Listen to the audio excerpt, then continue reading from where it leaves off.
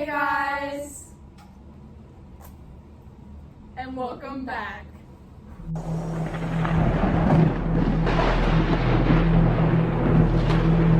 Today we're going to be talking about the radium girls. And we're going to go through the history, the chemistry, and the effects it has on today. So let's dive in. During World War I, there were factories that produced watches and military dials. They were painted with radioluminescent paint because it helped them read in the dark. Young women would use this paint, and because of their small hands, it would allow for more precise work. If you guys didn't know, radium was discovered by Marie and Pierre Curie in 1898. Radium is naturally occurring and it is very hard to extract because of how little there was in the world. Sabin Monoskoski and George Willis were both physicians founded in New York, New Jersey. The Radium Luminous Materials Corporation, also known as RLMC. Sabin studied over the Curies and knew that the radium was harmful. It was to the point that Pierre Curie said he would not care to trust himself in a room with a kilo of pure radium, as it would burn all the skin off of his body and destroy his eyesight, and this could also potentially kill him. That's right, Kylie. Even Sabin got radiation burning and had to cut off his left index finger, and yet he still ignored all that for his own gain. Most people during that time didn't know about the hazards of radium and thought that it was all positive. Radium quickly became a prominent feature and luxury of life. It was used in all sorts of medicine, clothing, they made a play about it, they used it in daily appliances, and the wealthy even drank it as a tonic. It was believed to make older people look young again. They soon started calling it liquid sunshine. They were not warned about the dangers and did not suspect any problems until they began to suffer severe symptoms, which we'll talk about later.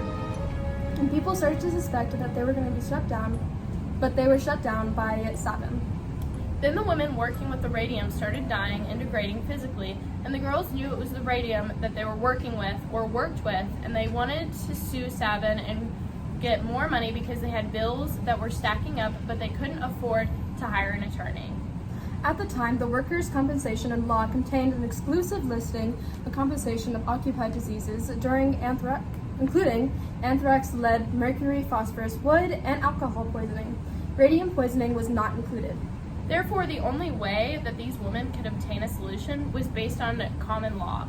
The women claimed that the USRC violated a common law duty to provide a safe work environment. Additionally, the complaint identified the radioactive paint as an ultra-hazardous material that should be subject to a strict liability for any injuries associated with its use.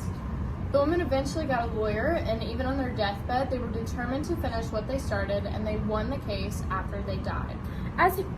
As you can guess the rest, they shut down the radioactive factories and they changed some laws. So now we're going to talk about radium's chemistry. Radium is naturally occurring metal. However, this does not mean that radium is easy to find. However, in fact, it's a small part of the earth.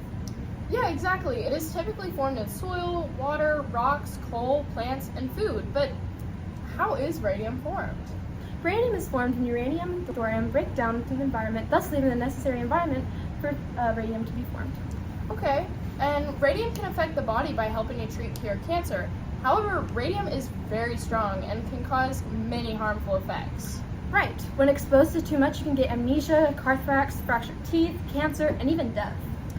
Yeah, so let's see, what about the chemical properties? The chemical properties of radium are like silvery, lustrous, soft, and of course, intensely radioactive. Once exposed to air, it oxidizes from almost pure white to black because of its intense radioactive properties. It glows, which is easily visible in the dark. Taking in high doses can break teeth and stop bone from growing. Worst case scenario is death. When radium gets deposited into bones, it irritates the cells of that tissue, eventually leading to sarcoma in large sections. Sarcoma is essentially a rare cancer that develops in the bone of soft tissue. Further effects include anemia and radium jaw, which is a deterioration of a person's jaw bones. Radium undergoes radioactive decay and it emits alpha, beta, and gamma radiation. And in these events, it releases energy as the nucleus stabilizes.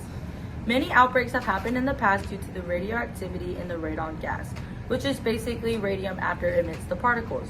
In 2014, there was a natural radon gas outleak that triggered the alarm at a nuclear power plant and has further shut down for further inspection. This could have ended badly if the radon gas had leaked into the atmosphere, letting people consume the particles in radon gas, which could kill cells in their body. As you can see, radium still negatively affects society. So at the NRC, put in effect radiation limit. Keep in mind, radiation isn't always that bad, but a lot of it is.